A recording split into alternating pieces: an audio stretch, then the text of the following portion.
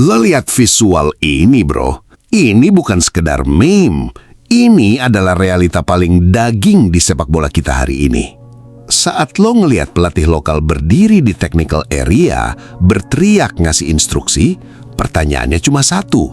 Apakah instruksi itu murni dari otaknya, atau dia cuma corong dari sosok di belakang layar yang nggak boleh kelihatan kamera? Hari ini, kita bongkar skema paling cerdik untuk ngakalin regulasi, skema pelatih bayangan. Pelatih itu arsitek, bro. Dia bukan cuma bapak yang motivasi pemain. Dia yang nentuin kapan harus vertical overload di koridor samping, kapan harus nerapin compact defense di tengah, dan kapan harus ngasih instruksi ganti formasi di menit ke-70. Satu keputusan taktis dia bisa ngerubah hasil pertandingan. Jadi posisi head coach itu pos komando paling krusial. Dan di kasta tertinggi kita, Liga 1, kita semua tahu faktanya. Dominasi pelatih asing kian melonjak. Hanya ada segelintir pelatih lokal yang dipercaya megang tim. Sedih? Mungkin. Tapi realitanya begitu. Tapi, ada satu wilayah yang masih suci dari invasi ini, bro. Liga 2 Pegadaian Championship. Regulasi di sini keras dan jelas. Nggak diperbolehkan pelatih asing ngisi pos head coach. Titik. Ini aturan untuk melindungi kesempatan pelatih lokal. Makanya nama-nama beken, Wido Doceputro, Aji Santoso, Nil Maizar, bahkan si jago Rahmat Darmawan jadi panglima perang di sini. Tapi disinilah kreativitas atau kecerdikan klub-klub kita diuji. Regulasi kan cuma tulisan di kertas, bro. Realita di lapangan bisa beda. Nah, ini fakta menarik di balik layar. Ada tim yang cerdik. Mereka taat regulasi, tapi akal-akalan secara legal. Pos head coach dikasih ke pelatih lokal, tapi mereka nambahin satu pos lagi, direktur teknis atau penasihat kepelatihan.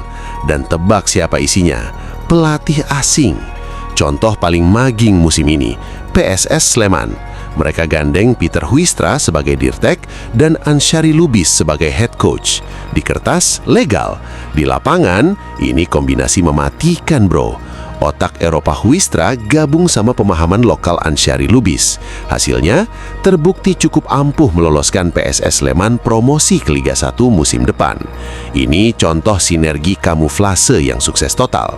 Kalau lo ngerasa bahasan kita barusan ada dagingnya, klik subscribe sekarang, bro. Biar lo nggak kelewatan bedah bola paling tajam bareng gue tiap minggunya. Lanjut kita bedah sisi gelap skema ini. Tapi jangan salah, bro.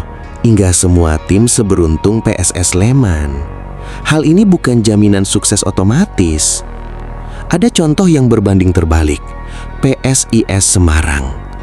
Tim ini beberapa kali gonta-ganti head coach lokal, tapi performanya stagnan, belum juga efektif. Mereka akhirnya menempatkan Alfredo Vera sebagai dirtek. Tujuannya ya sama, buat ngangkat performa. Hasilnya, dinilai belum ampuh.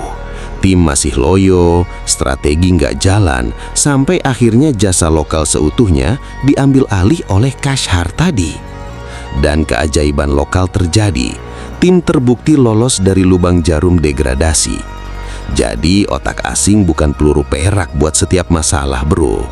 Selain nama-nama besar tadi, sistem ini juga nampung banyak legion asing di jajaran kepelatihan, meskipun bukan di pos head coach.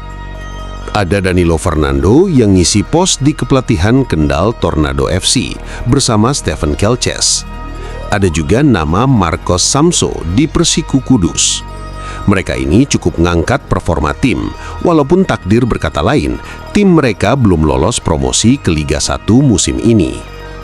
Kehadiran mereka jelas ngasih insight asing, tapi tanpa menyalahi regulasi. Jadi, menurut kalian gimana, bro? Apakah kombinasi pelatih lokal dan penasihat asing di Liga 2 ini terbukti sebagai skema sinergi yang revolusioner buat sepak bola kita? Atau ini cuma kamuflase cerdik buat ngakalin regulasi yang ada? Tulis analisis lo di kolom komentar. Bedah tuntas bareng-bareng di sana. Gue penasihat strategis. Cabut!